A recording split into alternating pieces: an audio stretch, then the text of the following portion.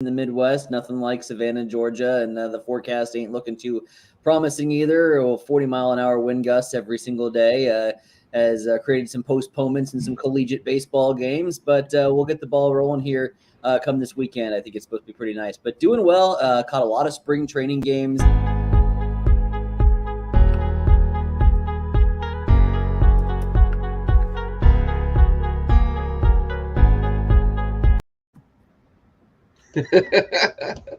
Technical difficulties.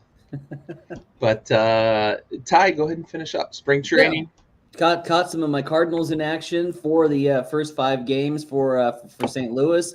Watched some prospects like Brandon Donovan go yard a couple of times. Just really enjoying the spring, really enjoying baseball getting underway. Yeah, for sure, man. We're gonna talk some young blood, but it is always good to see the young guys get some run in spring. They call guys up, give them a shot. Guys that are long shots to make a roster, but it's good to see those young guys get some runs. So let's jump right into it though, right? So we're back and underway, and we talked last week about kind of free agency kicking back off and what we were expecting to see there. So now that we've had a bit of a run on free agents, there's still quite a few actually big names out there. It seems every year we always end up like right toward the end of the free agency period, beginning of spring training. There's a handful of big names that remain unsigned, and then they end up on a roster somewhere making a difference. So leaving those out of the picture, though, I want to go over free agency winners. So let's start with Ty. Who are your teams that won, or maybe even players that won in free agency? Well, I think, teams that won, we got to kind of start by looking at the offseason as a whole. And one of the teams that really kind of flew under the radar a little bit, maybe made some surprise moves for a few people. You look at the Minnesota Twins, for example. Getting Carlos Correa, I thought was a huge deal. A late signing there. He looks great, by the way, in his new colors and his new jersey. They just showed that off in their official press conference. And then you add with the trades that they did with the Yankees to get a guy like Gary Sanchez in, who's likely going to be a designated hitter role for him. And then Sonny Gray from Cincinnati, going to be instantly rocketed into their ace that Minnesota has so desperately needed on their pitching staff.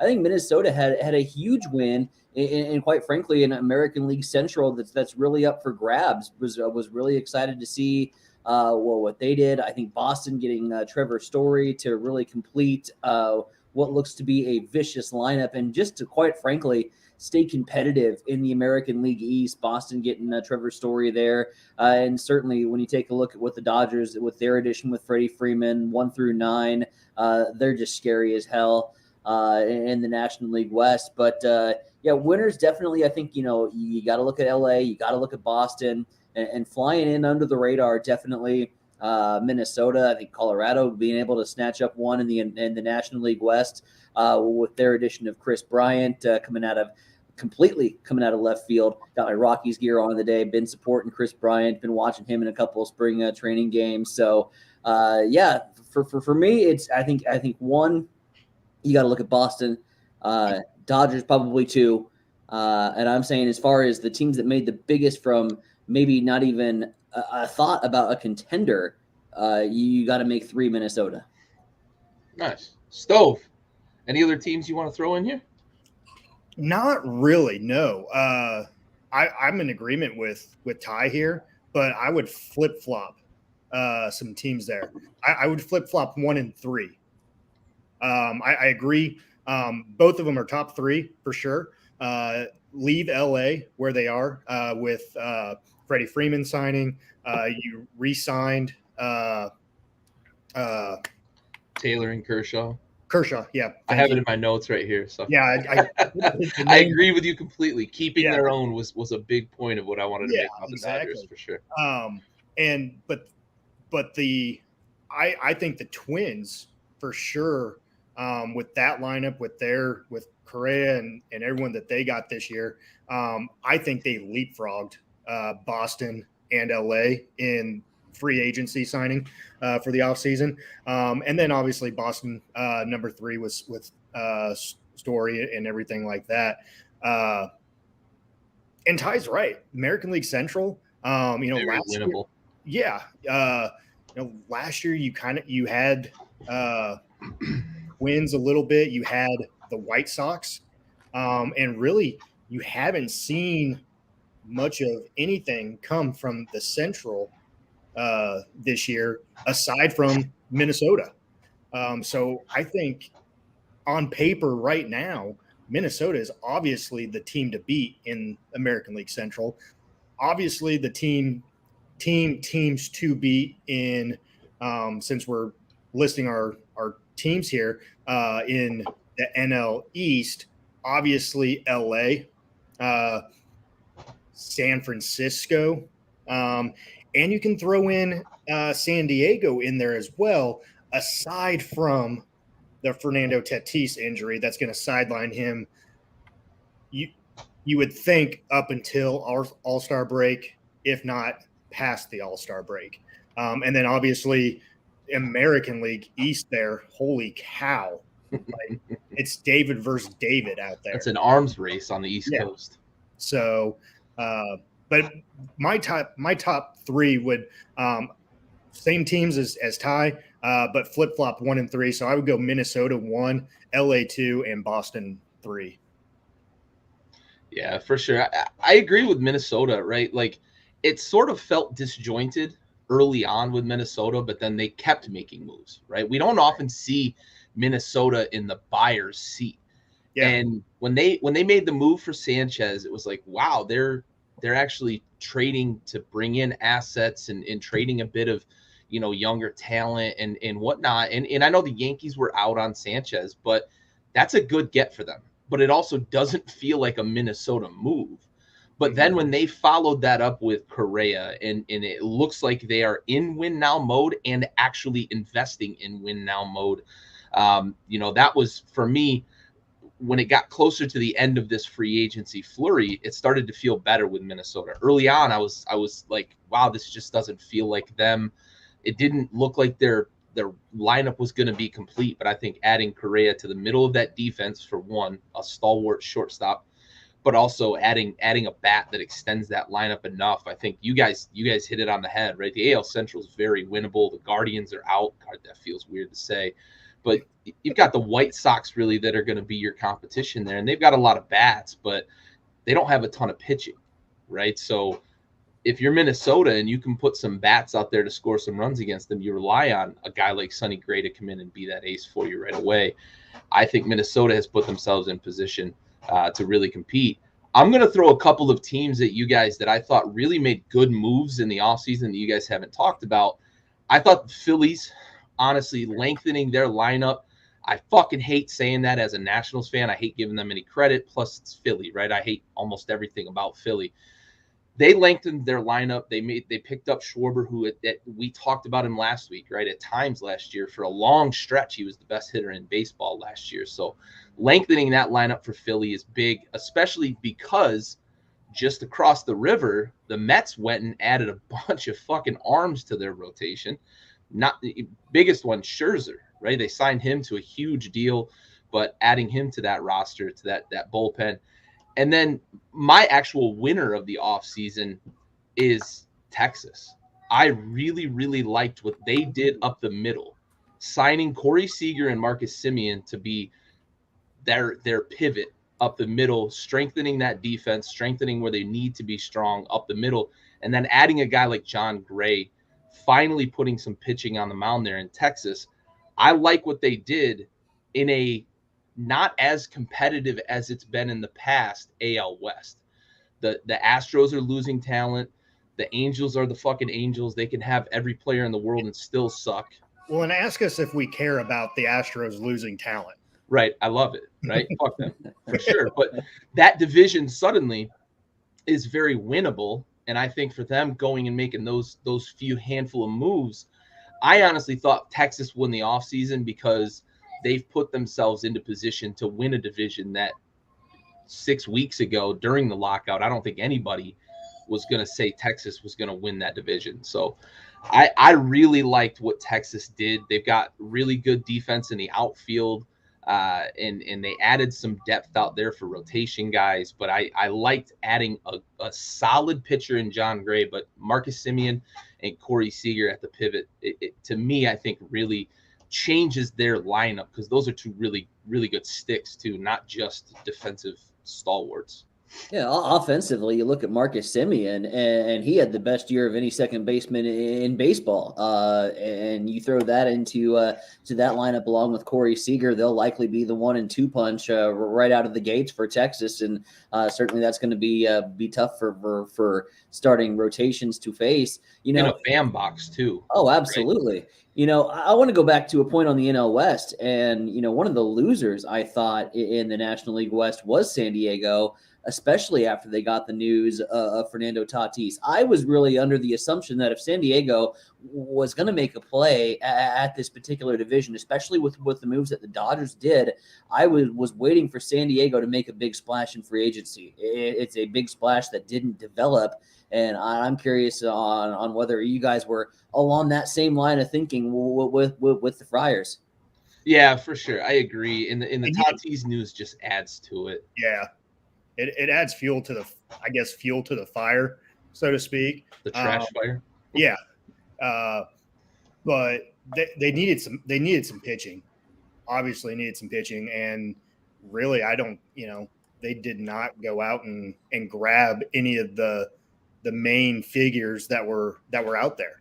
Yeah. So I know they love their farm system, and they've got a lot of arms in that farm system. But if you're going to compete at the top of that division, bringing up a bunch of 21, 22-year-old arms is probably not the way you're going to do it. So not against seasoned veterans like LA has and everything else out there. The length of that Dodgers lineup alone, like who wants to pitch against that lineup? Well, so taking it back a step here, one team that we have not even mentioned tonight yet, and we were all over them last week, is the Toronto Blue Jays. Right. So are the key signings by the Blue Jays just kind of going, basically under the radar, null and void now? I mean, you had a solid lineup, and we talked about it last week. They had a solid lineup last year. They signed a couple key pieces to solidify that championship lineup, basically, and they're not even in our conversation yet. I think what makes it sneaky too is that they made their biggest splash via trade. Yeah. Right. I think that helps them kind of sneak under the radar here in free agency, but you have to include that, right? That's kind of an off-season win, right? And they made a splash, signing Kevin Gausman as well, who's really revitalized his career. He came into the league, was really productive early, then had a lull where he was at one point he had like an 11 ERA late in the season, back, I think it was 2016, 2017, something like that. And he's been one of the most effective pitchers in the league over the last couple of years, and that's going to help them lengthen their rotation. So yeah, you're right. Like we talked a lot about Toronto last week, but I think the way they sneak under the radar is that their biggest splash was via trade. I'm just looking at, the big names in particular, your Freddie Freemans, your Carlos Correas, your Trevor Stories, the big neon lights grabbers, so to speak. And I think Chapman really flies under the radar in terms of that. We brought him up a lot on the show. Yeah, like I said, last week and a week ago, he's not going to be your cleanup guy. He's not going to be your 3-hitter. And so he's not that big sexy name grab like some of these other teams went after and got. But you're right. I mean, it completes a lineup and it makes a lineup competitive in what's going to be a very fun American League East to watch. Yeah, for sure.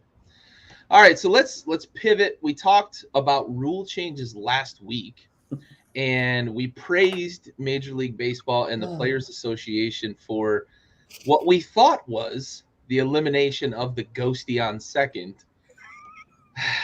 They're bringing it back. What? I mean, everybody, we've got sarcastic laughs and we've got hands over faces. I think we're all in agreement here that this rule sucks and we don't want to see it. Ty, give me your thoughts on this. Nothing excites me more than the drama at the very end of a baseball game when you go into a win or lose situation, extra innings, bonus baseball, and we turn it into a sack bunt and sack fly competition. There is literally, for me, there's 1,000 fucking other ways we could have gone about this in terms of figuring out your postseason. If you want to do it like soccer, you can end it in a tie. If you want to do it like hockey, you get 2 points for the win, and you go into something a little bit more dramatic and a little bit more exciting. Have a swing off, for Christ's sake. I don't care. This is just nobody. Name me one person, one baseball beat writer, one baseball fan, one player that actually likes this idea, and fans rejoiced. You would have had to, if you're the owners, unless you're literally hiding under your billions of dollars, which I assume they are at this point, not listening to the fans who were all rejoicing when we had thought that there was the elimination of the ghost runner. Then to do a complete 180 and you bring it back, and they're worried about the shortened spring and all of this. What the hell does that have to do with anything? I don't understand it. Again, to me, if I'm calling Big Stove in extra innings game and the Cards and Cubs, if it was Cards and Cubs, we'd know that it goes into extra innings. But if it's like Miami and San Diego and they're going into extra innings, I'm not calling them up and saying, dude, got a ghost runner on second. It's time to watch. Tune in now. Nobody's getting excited about that. No. Stove, what are your thoughts? I mean, I don't get why we have a Little League Pee Wee rule in Major League Baseball like this. This is like a wiffle ball, backyard, in the alley, in the streets, on the playground at school rule right here. And Ty's right. Like, name one rider, name one person in Major League Baseball, as far as a player is concerned, that is happy for a ghost runner on second. Like, what is that? That makes no sense, whatever. You can't pick him off. Like, there's no, like, you're not throwing over, so the pitcher's going from the stretch. He's not, or from the windup. He's not going from the stretch, And so this makes no sense. And for them to agree to get rid of it, and then after everything is said and done, come back to it and then reinstate it, is mind-blowing to me. I do not understand it at all. No, it's a pointless rule. It's time to add a third column to the record book, right? Like, let's just simplify this shit and move on, because this is not the solution. And you can say purists in all that are mad if you're gonna end a game in a tie, like, oh, baseball shouldn't end in a tie. It shouldn't end with a fucking fake runner on second base, with, like Ty said, a sack bunt and a sack fly competition. That ain't what we want to see. So add a tie to the record book, or let's just do a swing off right after the ninth inning. That's it. Period. Just, this isn't the solution, and they shouldn't have brought it back. I'm totally good with the swing off, and again, the purists are probably cringing by me just saying that. But if you go into like I said, you take a page out of what the NHL does. You get 2 points for a win in regulation. You get 1 point for a win in extra innings, or 2 points for a win in extra innings. You get 1 point if you lose in extra innings. I'm totally cool with that. If we do, like, you get 3 ponies and 3 ponies, and you go have a swing off. I think that would be, if your goal is to make the game more engaging and more exciting for the average fan, I think the average fan would rather tune into a swing off than a sack bunt and sack fly competition. Listen, I know soccer isn't popular in America, right? But I will tell you this.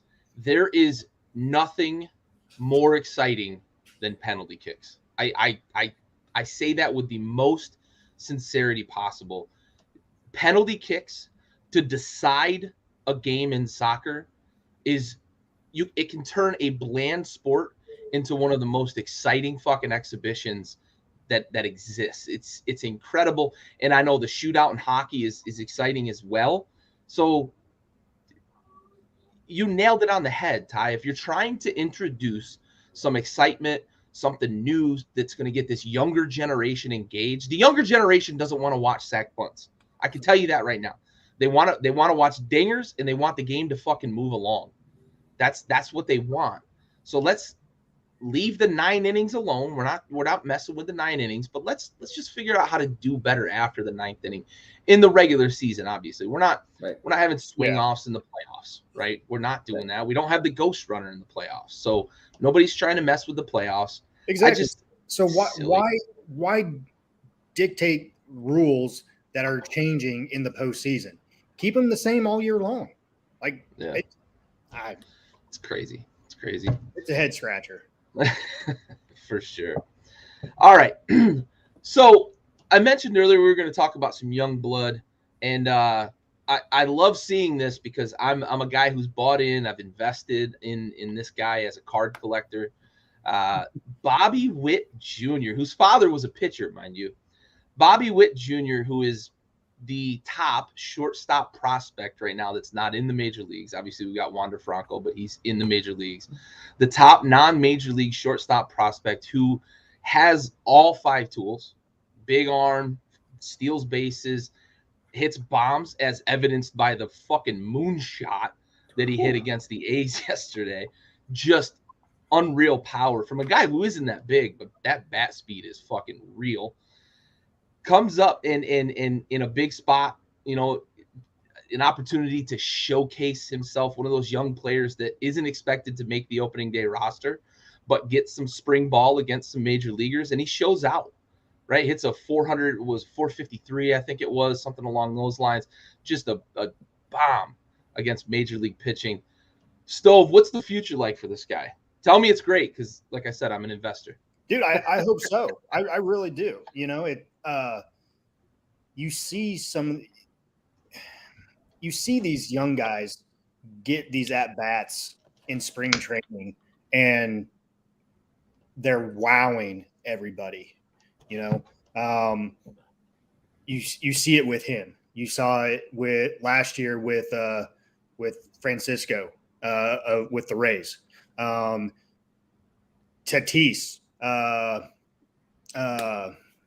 Help me out with the name. Guerrero Jr. with Toronto. You saw it with Chris Bryant with the Cubs. These young guys, it's amazing where the game has come from. From when we were playing to where it is now, and just, I guess, the approach towards things, but also just the level of competitiveness too. I mean, granted, we saw a high level of competitiveness and, some great players. But I don't think we saw, great players starting off at this young of an age back, and not when I say back in our day, this was, 10 years ago. Right. We're not 60-year-old curmudgeons here. Yeah. This is 10, 12, 13 years ago. So it's amazing to me just how much the game has evolved in that short of a time span on that aspect of things. I really hope that, this guy, his ceiling, he doesn't have a ceiling right now. He needs to come up and if he keeps smashing the way he is right now and doing what he's doing, it's gonna be hard to send him down. Yeah, exactly. And so then think of it, okay? You have Bobby Witt Jr. You have and his name is spoken in the same breath as Fernando Tatis, Mike Trout, Shohei Ohtani, like all these young names that are out there. I mean, that's saying something right there as well. Yeah, he's in pretty elite company for sure. It also, like you mentioned the age thing, right? I remember when I was young, guys that I talked baseball with that were older than me saying like, "Oh, I remember watching his dad play," and it was pretty few and far between then. But it seems like now there's this rash of guys who are just next generation guys that I watched. Like, I remember watching Bobby Witt pitch. Vlad Guerrero Sr. was my favorite player with the Expos for quite a while. He was my favorite. He was so fun to watch. Fernando Tatis, I remember watching him. Bo Bichette, Dante was a fucking monster. Like it's just on down the line. It's crazy now to be that guy who's like, I remember watching his dad play. I loved watching his dad play. Blah blah blah. So just makes you feel a little old, but also like a little bit nostalgic too to think back on a lot of these guys that we used to watch play. Ty, what are your thoughts on Bobby? Oh man, the amount of hype that has been generated for Bobby Witt Jr. when the MLB Network does a documentary on you when you're a senior in high school. Yes. You're in pretty elite company. To me, there hasn't been this much hype about a debut or a anticipated debut since Bryce Harper.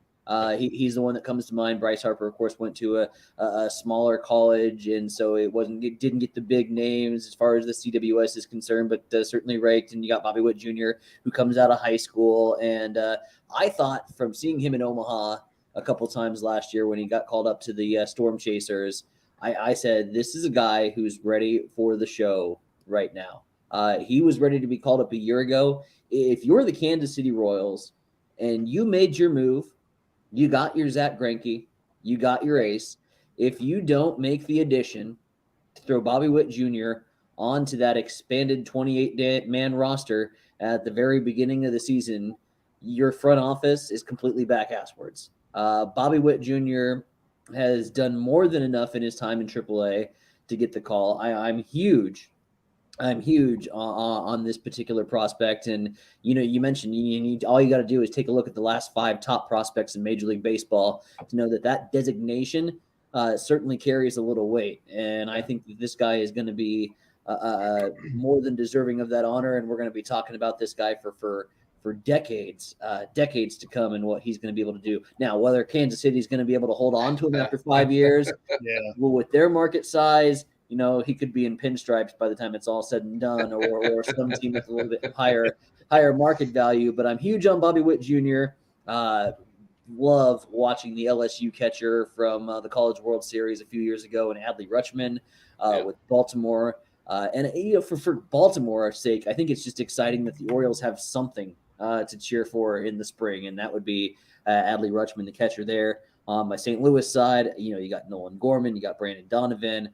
Been exciting prospects to watch. They got to wait in line. Their third baseman, there's this guy called Nolan Arenado that they're going to be behind for a little bit, but certainly just seeing those guys getting some reps against Major League Baseball aces. It's what spring training is all about, and I absolutely love it. But Bobby Witt Jr., I'm going to say right now, American League Rookie of the Year, makes the opening day roster for Kansas City. I don't even think that's he makes the opening day roster. Oh yeah, I think he makes the opening day roster for Kansas City. I like it. I have trepidation about that because Kansas City is a team that we've seen a lot like Tampa Bay, a lot like the Cubs did with Chris Bryant. Kansas City does try to maximize that team control.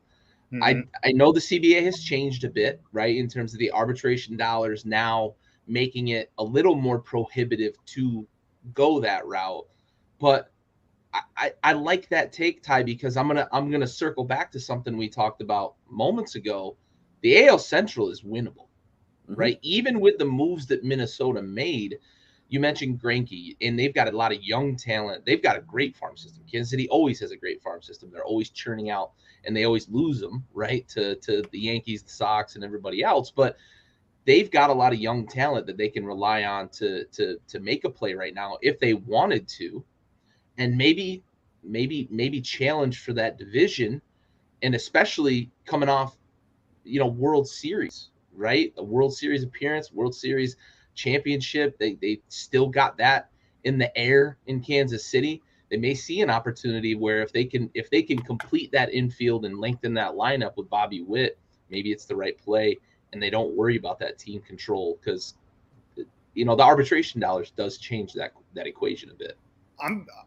Let me interject here real quick. I totally disagree with you on that take, and I like Ty's take on him being up there. I do. I want it to happen. I don't see it happening, but on your take there, Gary, with Kansas City, being a team to contend with the Central, I don't see it. I really don't. You can throw the World Series talk out the window. That was in 2015. My Cubs won it in 2016. I'm not talking about it anymore. It's long gone. That's 6 years ago now, basically. Yeah. Those teams, they have reshaped tremendously. Yeah, sure. Both teams. And so Greinke with the Royals is obviously a much needed addition, but they need a lot more pitching depth than just Greinke for me to be serious contenders in the AL Central. Yeah, well, they re-signed Brady Singer, a guy that's going to give you 6, possibly 7 innings. They have Brad Keller, and their bullpen has always been solid in Kansas City. And I think with guys like two-hit Witt, you got Salvi Perez playing the catcher position. I think Kansas City, again, with any inclination that Kansas City might be a contender, even if they're not going to be in the same breath as a Chicago White Sox or a Minnesota Twins, I think Kansas City going after and getting a guy like Zach Greinke and bringing him back home, they've got the mentality that they're going to play the role of a contender in the American League Central. They want to at least be competitive, and I think if you want to be competitive, you want to get your best guys on the field, which is why I think that Witt Jr. is going to make the opening roster. I hope so. And you mentioned the small market team. And we talked last week about there's no small market teams. It's just small-minded owners and everything.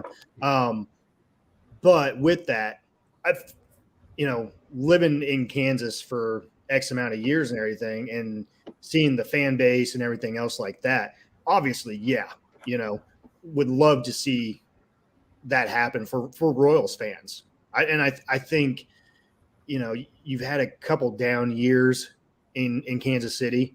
And so I think this would be a great morale boost for the fans of Kansas City to see him on an opening day roster for sure. Yeah. And I only brought up the World Series. Like, Kansas City's not going to contend for a World Series this year. Right. I bring that up because there's still that air, right. That, hey, we won one, and it's still hanging around the city. And if they see an opportunity to compete, maybe it does kind of push them to say, hey, we've done this before with guys like Lorenzo Cain and a lot of that young roster that they had there with Moose and Hosmer and all that. Maybe Bobby Witt's a centerpiece to that. And, maybe that's a reason he does make the opening day roster. I'm with you, Stove. I really hope so. Ty, I really like that take. Maybe I'd love to see him on the opening day roster. Yeah, maybe Patrick Mahomes can talk some sense into him and pull out some spending money for him too. Just don't send Jackson, please. Please don't send Jackson. All right, let's switch gears. So we've got one last segment that we're going to talk about, and this is going to be a little bit of a lengthy segment. But before we get to that, I want to do the salute to service. So we're going to salute a fallen service member here before we get to our last segment.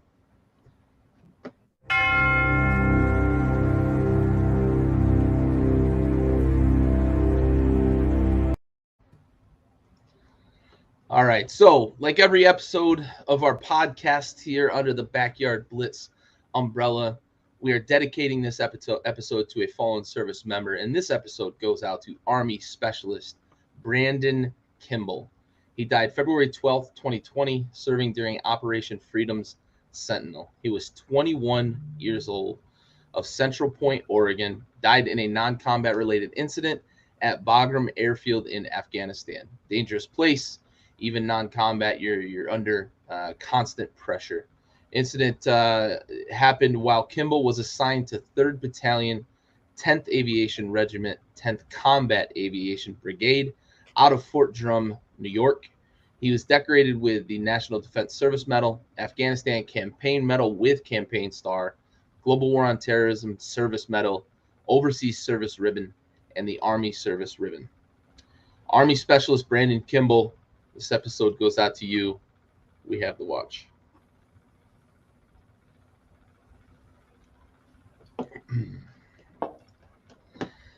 All right, so switch gears here, lighten things up a little bit. Let's talk way too early division winner predictions. We've gotten through the bulk of free agency, so maybe I put one too many ways in there. But let's talk division winners. So we're gonna go left to right on your map, and let's start with the AL West. Stove, who do you have winning the AL West? It's going to come quite as a shock to you guys, but for some reason I see it happening. I'm going to go with the Oakland A's. Ooh, okay. With everything that they did with the freaking dumpster fire and everything, it would be an Oakland. It would be an Oakland thing to do, to go out there and win the division. And I'm dead serious. Yeah, I like that. I don't think the Angels have added much pitching depth, and that's what they need. They have hitters. They've always had hitters. It's always the pitching that gets them, that doesn't get them anywhere. I'm going to stick with it. The A's. I'm going with the A's. The Bay Area boys. Yeah. Ty, you agree? No. And I was trying to name you one Oakland A's player that came to mind off the top of my head after they had their fire sale. Listen, I'm going with the wild card in the bunch. A lot of people are probably going to take the Astros. I'm taking the Angels here. I just think a full season with a Shohei Ohtani and Mike Trout together, that's just a sexy combination for me. You throw in Anthony Rendon, probably going to be hitting the 3-hole. You mentioned about their pitching. They got Thor. They got Noah Syndergaard sitting in 2 next to Shohei Ohtani. And then, it's kind of a crapshoot whether you're going to go with a Lorenzen, a Sandoval, a Suarez, or a Jamie Barea, who I think could have the comeback season of the year in Anaheim if he can get his stuff together. Those are all guys that are going to, they're going to take the rock and they're going to give you solid performances. So I think that the pitching depth is there. I just think that, the 3, 4, and 5 got to kind of put it together in the rotation. But you throw Shohei and Syndergaard as your 1-2 punch, and then you throw Shohei and Trout in that lineup.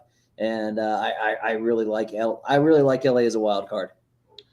So if you're going to guarantee me that they stay healthy, yeah. Obviously, yeah. I think I would agree with you on the Angels, right? If you can promise me that Shohei's going to play 162, Trout's going to play 100, let's say 150, right? If I get 150, 145 out of Shohei and Trout, Rendon, right, who's probably the best pure hitter in baseball that nobody really knows about. Tony Two Bags is just unreal with the stick. If you told me that everybody was going to be healthy for that team, I think they're the best team in the AL West. They have the most talent. The Astros obviously have been hemorrhaging talent. But I'm gonna go away from LA. I'm not picking Oakland. I'm gonna go with Texas. In a weak AL West, I think they did enough to strengthen spots that were severe weaknesses for them in free agency. They had a decent core of young players already in house. I'm going to go with Texas in that division, and it's mainly because of what that division is. I think they're a 1 playoff team division this year. We're not going to see the AL West competitive at the top like we have in years past with Houston and Seattle hanging around toward the end of the season and never really figuring it out, those sorts of things. So I think Texas is going to win the division, but it's really by default because that's a pretty rough division. Oakland, it would be the most Oakland thing of them to go win that damn division. But yeah. All right, let's stay on the West Coast and let's talk about probably the hardest division to pick. Honestly, maybe we've got another one we're going to talk about later that's just as difficult. But NL West, Ty, you're wearing the Rockies gear. Are they going to win it?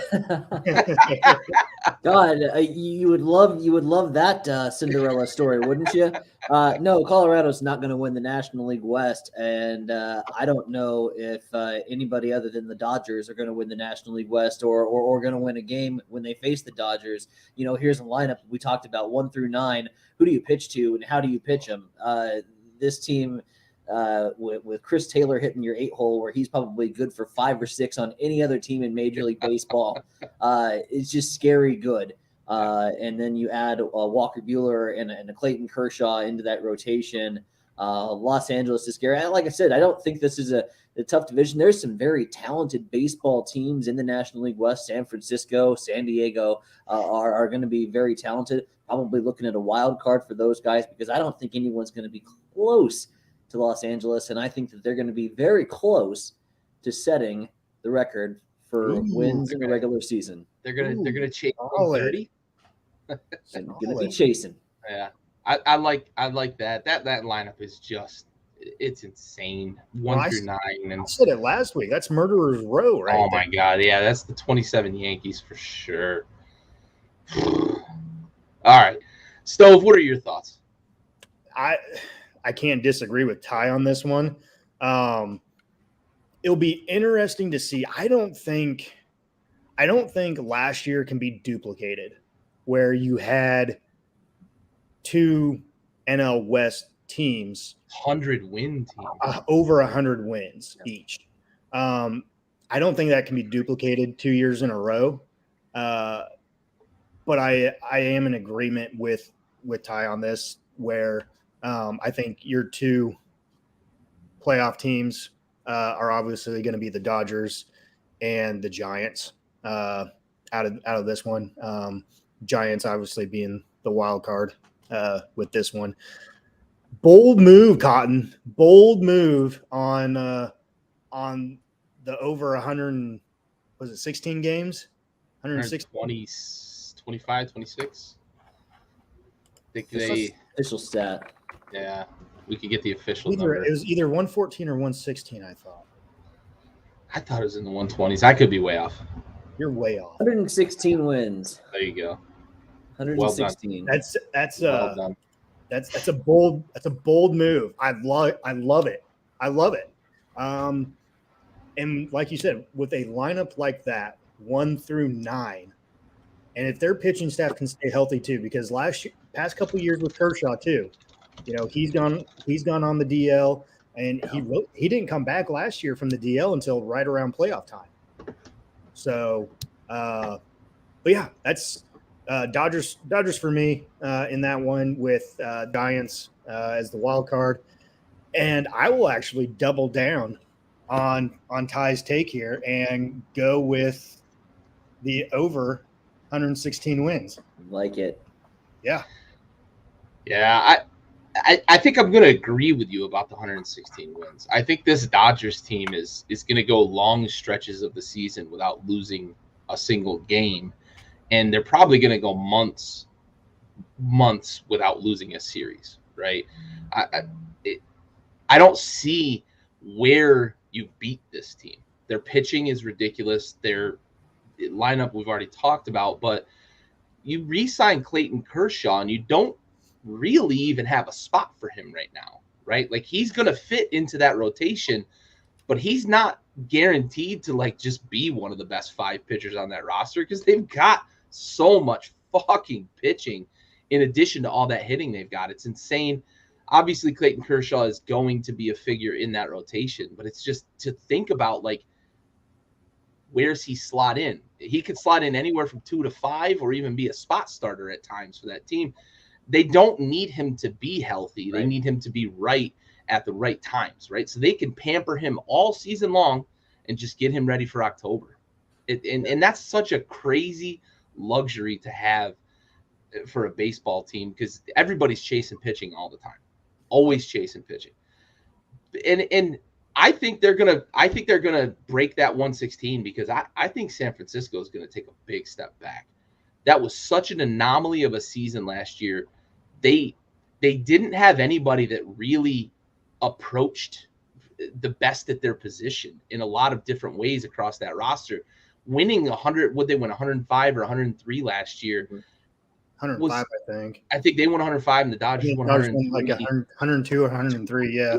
But it's still like winning 105 games in a season, and like most baseball purists still couldn't name 5 guys on that roster, right? Like huge baseball fans still couldn't name 5 guys on that roster. To me, it felt like there was just something magical going on with that Giants roster, that I anticipate that team taking a big step back this year. And for that reason, because they beat up on the Dodgers at times head to head last year, I think that's 6 or 8 more wins that the Dodgers are going to get against them, and improving that lineup with Freddie Freeman and re-signing Taylor. And Ty, you mentioned Chris Taylor batting 9th or 8th. I mean, in that lineup, like that's a donkey in other rosters, and he's batting 8th for the Dodgers. Like, ooh, that's a scary team to have to face in any 2, 3, 4 game series. Unreal. All right, let's move eastward, and let's go to our Central Division. So let's start with the NL Central this time, and I've got a couple of NL Central fans with me. So I'm going to make my pick, and I'm going to get the fuck out of your way. Smart. I'm gonna pick the Cardinals, and I know that's not going to be a popular pick with Stove, but I like what the Cardinals have with Arenado being that cornerstone guy. I like the young talent that they've got to mix in with that. Pretty deep rotation, as they always seem to have in St. Louis. So give me St. Louis in I think it's going to be a pretty hotly contested division down the stretch, but give me St. Louis taking the NL Central. So I'm going to give Stove a chance, because I know that Ty's a Cardinals fan, so I'm going to pass it to the Cubbies fan. Let's hear from you. As a Cubs fan, and you're looking at the division, you can never rule out the Cardinals. Okay, their farm system, what they do with their farm system, is right up there at the top with what they do. They just bring up some guys and plug them in that are no big guys, no big name guys, and they get the job done. Same with pitching, same with fielding, hitting, whatever. So you can never count the Cardinals out. But can't count my Cubbies out, except you can for this year, because the Cubs are not going to win the Central. It pains me to say this. I honestly think the Brewers are going to win the division this year. The pitching that they have, and then some of those key players that they have as well, especially Christian Yelich. I mean, that guy is somewhat of a freak as well, with what he can do at the plate when he's healthy as well too. I'm going to go with the Brewers for the NL Central on this one. Ty? Yeah. I think it's a 2-horse race between Milwaukee and St. Louis. I think you're dead on. I'm going to go with the Cubs, right? That's the obvious choice here in the National League Central. No, I'm taking St. Louis, but I'm taking St. Louis with a little bit of an asterisk. We've already got our ace, Jack Flaherty, who's probably going to miss a couple weeks from the season as he continues to get over shoulder surgery. Remember this. They didn't have Jack Flaherty last year when they went on their 17-game winning streak and went from nowhere into the playoffs. They didn't have Flaherty then. They managed to make it to the playoffs. I think this lineup, top to bottom, is better than Milwaukee, especially on the corners with Paulie G, and you got Nolan Arenado doing their thing. that's going to create some additions, certainly on the offensive end. And here's where I'm not 100% sold that St. Louis is done with their offseason moves yet. Yeah, I'm not sold on Chris Dickinson as the designated hitter slot. I think St. Louis still has an opportunity to make some moves here and get one more big name to make a splash here in this lineup to really kind of catapult them into that conversation as being the National League Central frontrunner. Because here's a franchise that's starving to get the NL Central pennant. Yes, we've had our playoff appearances, but going into that one-game wild card playoff scenario, that's not good enough for a fan base that's starving for NLDS, NLCS appearances every single year. And I think they take the Central. You mentioned their farm system, what they've done with that. You got Tommy Edman, who I don't think he misses anything. If it's even remotely close to the zone, he's going to put it in play. Dylan Carlson appears to be the next big rookie prospect. He was a rookie last year. I think he takes that sophomore step this year for St. Louis. And then let's not forget about their shortstop position. Paul DeJong had a by all accounts, horrible year last year. He put in a lot of time. And I think that the work he puts in the offseason, he resurrects that. If he doesn't, well, you got Edmundo Sosa coming up and ready and willing to take his spot. So, I'm not sold that St. Louis is done with the shortstop position yet. I'm not sold that St. Louis, I think they're still kind of figuring out this designated hitter position a little bit with their lineup. And there's just a lot of excitement with the new manager coming in to play, and you hear it in the chats from Harrison Bader, and you hear it from Tyler O'Neill. This is a team that's got World Series or bust on their mind, and they want to be competitive with teams like LA. So I think the Central is the logical step to go for St. Louis. Hey, Ty, real quick question for you. What if I know Molina back there behind the plate is your obvious choice for defensive purposes, okay? Mm-hmm. What if you move him to the DH and add, another catcher back there? Oh, Kizzy is your catcher in waiting, and Andrew Kisner is done more than enough, and I think would start on probably a couple other lineups. But you can't replace Yadier Molina defensively. And I don't think that's. I mean, that's why you wouldn't ever even kind of remotely consider Yachty in the DH spot, mainly because you want him for his glove. You certainly don't want him for his fleet of foot speed.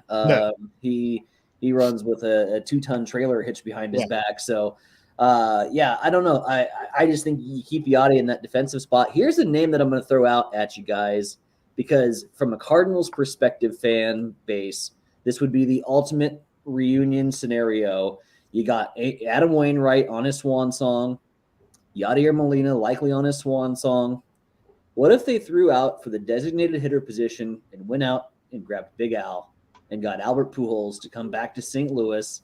I'm actually surprised you guys haven't, to be honest with you, for that spot right there. And for, like you just said, the swan song, coming back to where it all started. Yeah. And I love Albert in that DH spot. I like him better than Chris Dickinson at the moment. So I think they worry that he'd have to be a platoon guy at DH, though. His numbers against right-hand pitching in the last 2 seasons have been fucking abysmal. He can't hit off-speed stuff anymore. I think if you can platoon him against lefties, then I think it would be something. I don't know. I guess I've just seen from Pujols that he's not, and it's very surprising because he was always a batsman, right? He could go to all fields. He could hit every pitch, never caught off guard, never caught off balance, and that went away. And that's not normally what goes away for hitters. It's usually their legs that go away. His legs are gone. They've been gone, but his bat has actually gone away too. And I don't know if it's analytics. He's decided he just wants to hit with trajectory, like right launch angle or something, but he's not. So I mean, it'd be a hell of a reunion though, for sure. It'd be great. I just don't know how much value, and maybe that's why they haven't made the move yet. Sure. Is they just don't see it as a productive, because if you sign Pujols in St. Louis, you're going to feel a certain amount of pressure to play him too. And I wouldn't think so. I really wouldn't. I mean, what type of player he he has been for the past few years. And it's almost like you could just add him just for the knowledge as well to go along with Molina and Wainwright. And I don't even know why I'm talking about this because I'm fucking here, but it's as far as a baseball mentality, just standpoint. I do like the idea of bringing him on there, and whether or not he DHs or not every he's just day, a coach player. Yeah, exactly. Or player coach. Yeah. It is. Yeah, for sure. And one last parting shot for the NL Central. I wanted so badly to be able to say that this was going to be a 3-horse race this year until Cincinnati went full sell mode. Like, next thing you're going to tell me is that they're trading Jonathan India. Like, I'm such a big Jonathan India guy. And God, it was disappointing to find out that I thought they were close. I thought we were finally going to see Joey Votto play on a contending team potentially this year. I thought it was going to be a 3-horse race in the NL Central. And then they did what Cincinnati does, and they sold the farm. Essentially, it was disappointing to see them go away from it. But that's neither here nor there. All right, let's switch over to the AL. Let's talk about the AL Central. Stove, who you got winning the AL Central? I'll go back to what we were talking about earlier in the show. Right now, I would probably have to give it to the Twins right now, and then the White Sox coming in second in that division. We talked about the offseason signings and trades and everything else like that. And to me, Chicago just really hasn't done much of anything, whereas Minnesota went out and got better. They got better, whereas I think the White Sox stayed stagnant. And so for those reasons right there, I'm going Twins 1, White Sox 2. I think one of the reasons that you didn't see Chicago go out and do a whole lot is sort of a what we have we hold mentality. Chicago wins the AL Central crown a year ago. I think from their front office perspective, hey, let's not screw it up. We've got a front runner here already. Here's the deal. I love what Minnesota has done to be competitive in this division. I even love what Kansas City has done to at least make a shout in a very, very long hallway that they're going to play because they're that far back. But Chicago's starting rotation is so good. Giolito, Lance Lynn come to mind. You got Kopech out there, probably in the 4 or 5, and Dallas Keuchel, who I think can still deal. Throwing with you, and then you add into their bats with Moncado and Anderson and Grandal and Robert, and you got the young guy with Andrew Vaughn.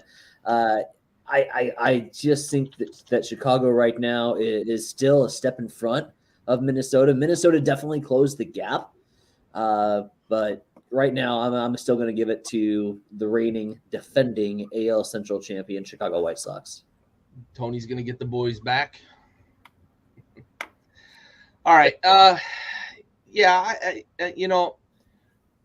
This is probably the one that I was splitting hairs on the most, and not because the division itself is so uber competitive, because the Guardians they're going to win probably 60 games this year, 50, 60 games. And the Royals could be sneaky, right? We've talked about the potential that they've got with that roster. If everything clicks, if everything comes together for the Royals, they could contend in this division, because this division is not super top heavy. Or I shouldn't say super, because it is top heavy, but it's not like they're going to have a runaway team like the Dodgers and Giants just disappear on everybody, right? This is a winnable, as we've mentioned a few times, a winnable division. So if Kansas City can if everything clicks, they could sneak up and surprise the White Sox and the Twins. I'm not going to pick that, though. I'm going to hedge my bet, right? As the Belgian that I am, I'm going to waffle here and hedge my bet. I am going to pick the Twinkies, though. I like what the White Sox have in place, and I like that have and hold mentality at times. But I do really like the moves that the Twins made that was in the most non-Twins fashion, right? And that's what I really liked about it. They decided we're going for it.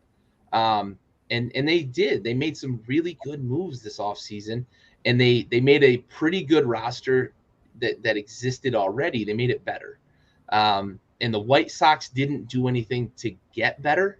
So for that reason, that's why I'm going to go with the Twins. You know, I don't want to disparage the have and hold mentality, but I like what the Twins did to get better. All right, let's finish up here on the East Coast, and we will start in the American League. You know, we're going to save that one for last because that one's going to be fun. So we're going to go to the National League, and I'm gonna shift over to Ty here. NL East, who you picking in this division? Because I think there's two teams that have really put themselves in position to stake a claim to the NL East. There's two teams, and I'm still juggling. And I was hoping that you would go with Big Stove first because I'm still deciding what I want to do here. Right now, it's neck and neck. It's 1A and 1B. I think your Atlanta and your New York Mets are going to be right there. I'm going to give it to Atlanta, though, based on just kind of the exact same thing I just got done talking about with the White Sox. I think it's their division to lose. You know, I love the addition of Matt Olson, and I think Atlanta fans, once the pain of losing a guy like Freddie Freeman, once it dissolves a little bit, I think you're going to love what Matt Olson's going to bring to your team. I still love that middle of the infield with Ozzie and Dansby Swanson. I think defensively, those are just some of the two greatest infielders that I've watched. And then, you know, their outfield is still stacked. The question marks for me kind of still fall a little bit on the pitching rotation. Right now, New York Mets certainly have a stronger rotation than Atlanta, but pound for pound, if you're doing the tail of the tape and these two heavyweights are going to go after it, I would give the slight edge to Atlanta right now. Stove? Agree? Disagree? I'm going to disagree here. You lost Freddie Freeman. And let's not forget, last year, the Mets were leading that division for most of the season. And then you had injuries, obviously. Francisco Lindor went down, Jacob deGrom, and then the Braves all of a sudden got on their hot streak towards the end there. So with that, I am going to go with the New York Mets with this one. They didn't restart. They didn't start over, but in a way they did. You know, you saw them collapse last year, obviously. They got a new general manager. They got a new coach in Buck Showalter, you know, good old Bucky. Yeah. You added Scherzer. And so if Scherzer can stay healthy, Lindor, obviously, you know, one of their best players offensively, if they can stay healthy, I think their lineup as a whole is better than Atlanta's, and they'll be the NL Crowns champions at the end of the season. I like it. They've got to find a way to motivate Lindor, right? He got paid, and yeah. Like, I hate that old cliche, but it fucking stays true, right? Guys get paid, and then suddenly they become fucking dirt bags, right? They don't want to work anymore. They don't want to put in the time. They don't want to put in the effort. And there were a lot of stories emerging out of Shea Stadium, out of Queens, that Lindor was just there, right? So they've got to get him motivated and back to what he was in Cleveland. And I think that that's a big win for them, right? If they can just get him to be the guy that they went and spent fucking $1 trillion on. Adding Scherzer's huge for them because an already pretty good rotation gets a lot deeper. And if they can just score runs, ask DeGrom what it's like playing in New York with that Mets roster that never, ever scores any runs. But health, I think we mentioned it with the Angels. It's the same for the Mets. If they can stay healthy, they've got a talented roster. They've got a pretty deep roster. They've got a good rotation.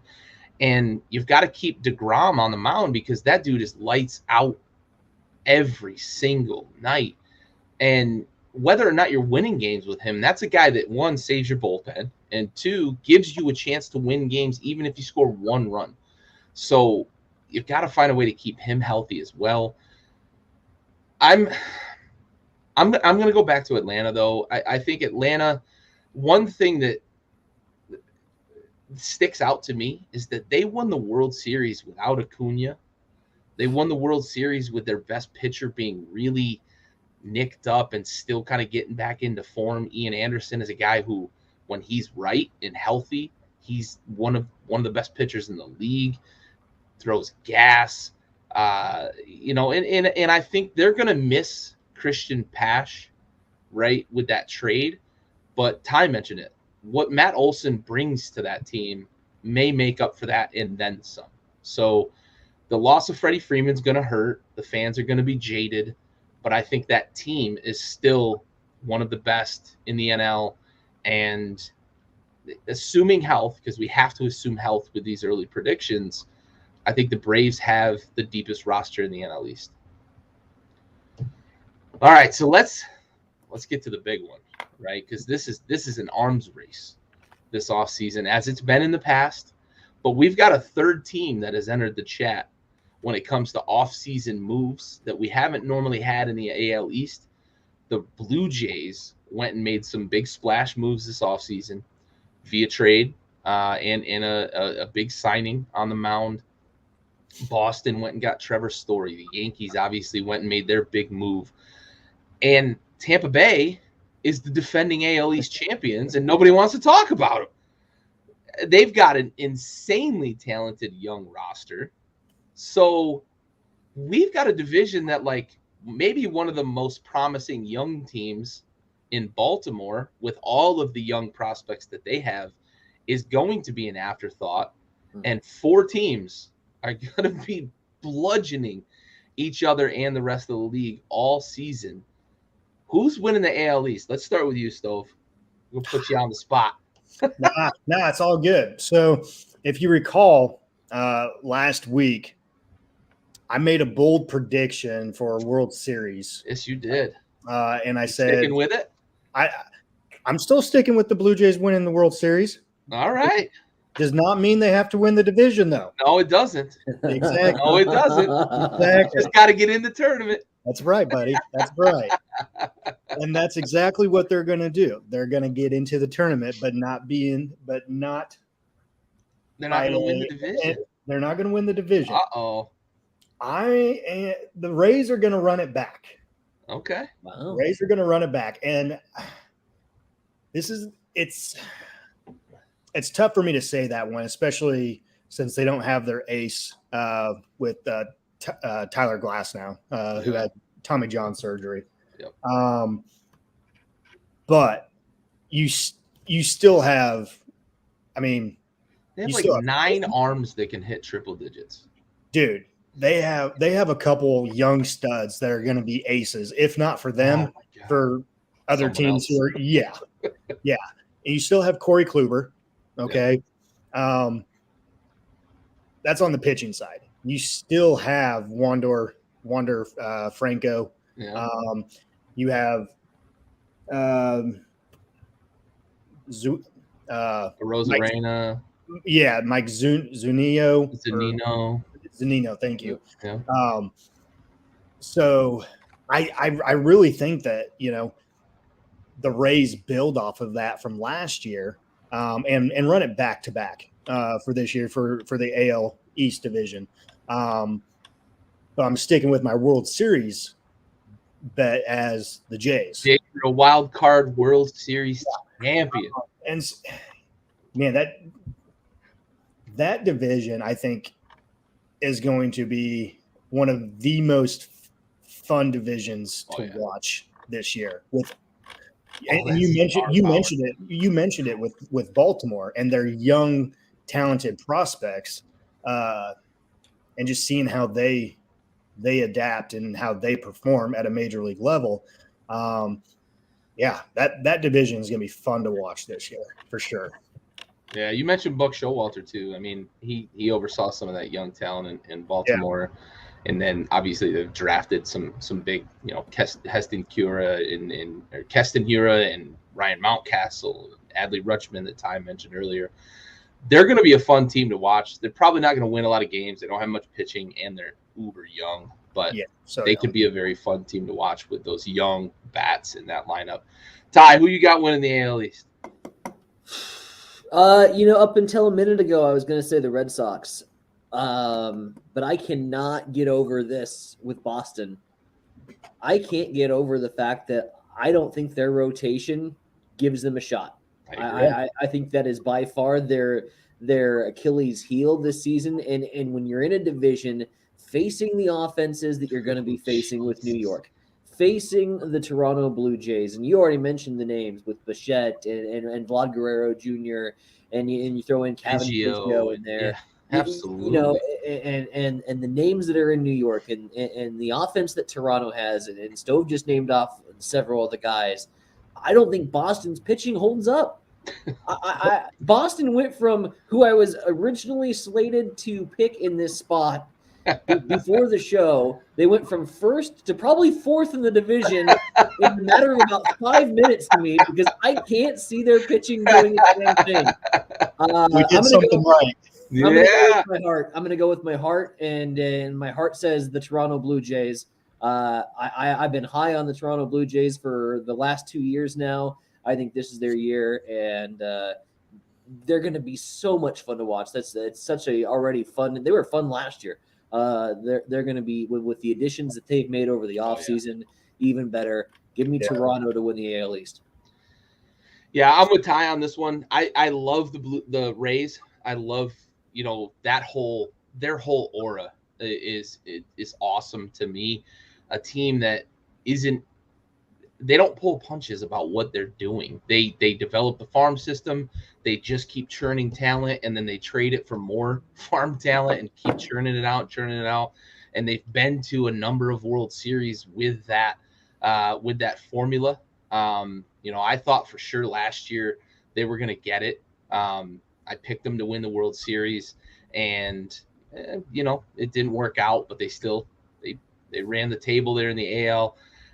Love what Tampa Bay does every single year, just being able to just continue to win with the youngest fucking roster that you could put together.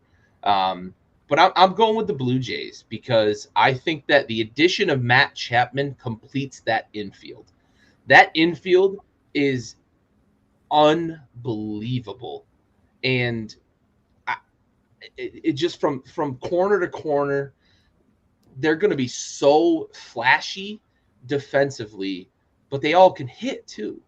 So give me that Tampa Bay lineup. It's not as deep as a couple other lineups in this division.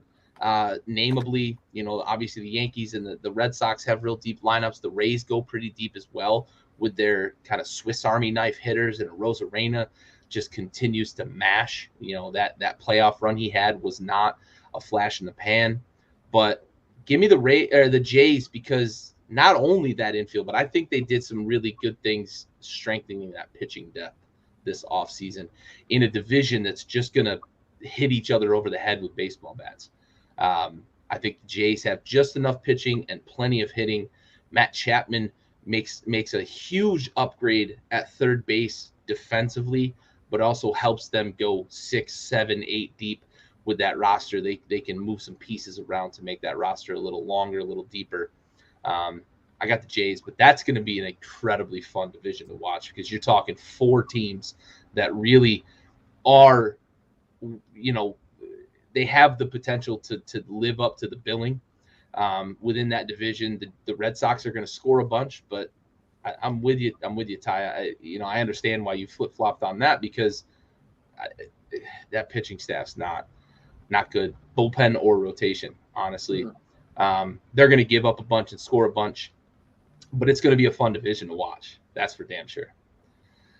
All right, so we've run through some free agency winners. We've run through young bucks and our picks for the division.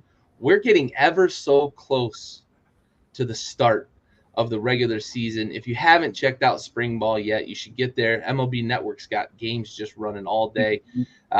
Get there, get ready, get prepped, get pumped, because this is going to be a fun season. We suffered through this off season. We're 2 weeks out, aren't we? Yeah, we 2 are. weeks out from today.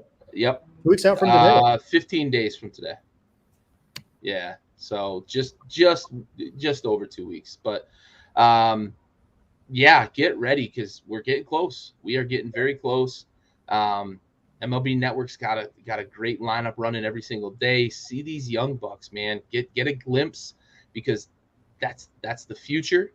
But also you get to see these guys prepping for the regular season. I'm going to pass it around the room for some closing thoughts. Stove, what you got for us on the way out?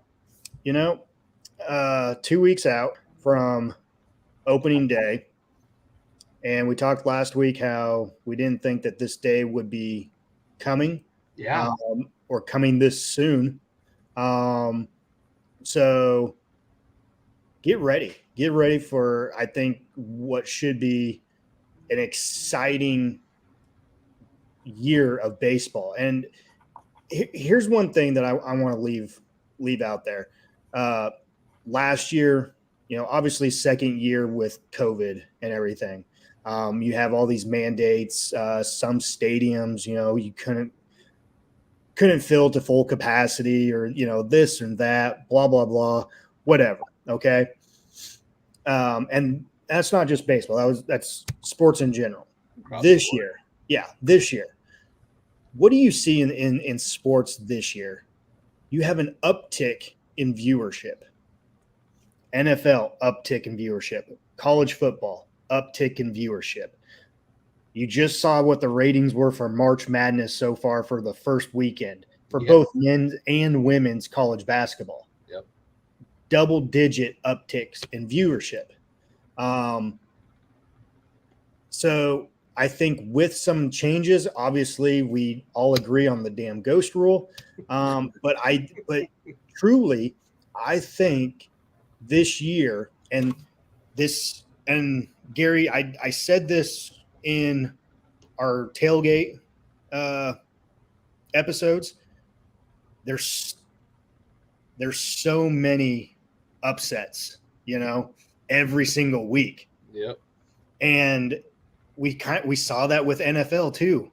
We saw that with college basketball, and we're still seeing it with college basketball. Yep. This is going to be, I think that trend is going to continue into Major League Baseball, and you're going to see some teams get upset that should not be upset, each and every week. And obviously we're talking Major League Baseball, 162 game season. So it's apples to oranges here. Okay. But it's going to be one of those things that where we're not talking about a certain team in a certain division, and all of a sudden come All-Star break, they're leading that division. So the A's are going to win the AL West. Hey, I did call that one. We're bringing it back. We're bringing it back full circle. But I truly believe that, it's that trend is just going to continue, and we're going to see some crazy shit happen in Major League Baseball this year. And I'm along for the ride. Someone go place a wager on the Guardians now. Ty, what are your closing thoughts? Well, we made some bold predictions on the show. I mentioned Bobby Witt Jr. is going to make the opening day roster. I think the Dodgers beat 116 for the Major League Baseball record this year. Stove took the Oakland A's to win the American League West, for Christ's sake. So we're full of bold predictions, but Big Stove nails it on the head. What I learned as we are in March Madness, what I learned 2 years ago during March Madness was we can't take anything for granted anymore. And the opportunity to catch these games. Today, I just made my big booking for the weekend, for opening day weekend. Going to be catching some Major League Baseball live in person. My summer vacation is all planned around baseball trips across the Midwest. We're going to do the Colorado, flip over to Kansas City, head down to St. Louis and up to Minnesota, and then back to home sweet home here at GI. So that's going to be this summer vacay that we got planned out. I'm going to catch a lot of Major League Baseball games in action, in person, and get to see these young studs, get to see these young guys do what they love to do in person. There's nothing like it. And this, to me, the reason I'm not bitching more about the damn Ghost Runner rule, because normally we could add an entire show and it would have just been a bitch fest. I am so excited about all of the positives that have come out of this 99-day debacle now that we have baseball up and running again.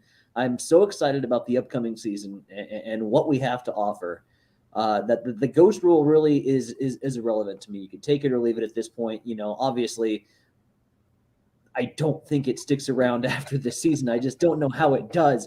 But the goods and the pros certainly outweigh the cons here. And we're going to have a Major League Baseball season that's going to be unforgettable. And I just hope that everyone's along for the ride. You mentioned opening day. Where are you going? You going to see the Royals? Going to see the Rockies. Rockies against the Los Angeles Dodgers. And I leave you with this closing thought on my particular baseball trips. When I go to a team's home stadium, I have only seen the home team lose one time. So you mentioned that you don't know when the Dodgers are going to lose a series. Maybe if you're a betting man, place them on opening weekend against, of all people, the Colorado Rockies, who are probably going to be at like plus 600 to win the series. So take that first series and go on Colorado. There you go. There you go. You heard it here first. Dodgers lose the first series of the season and then don't lose another one. And don't lose it all. All right.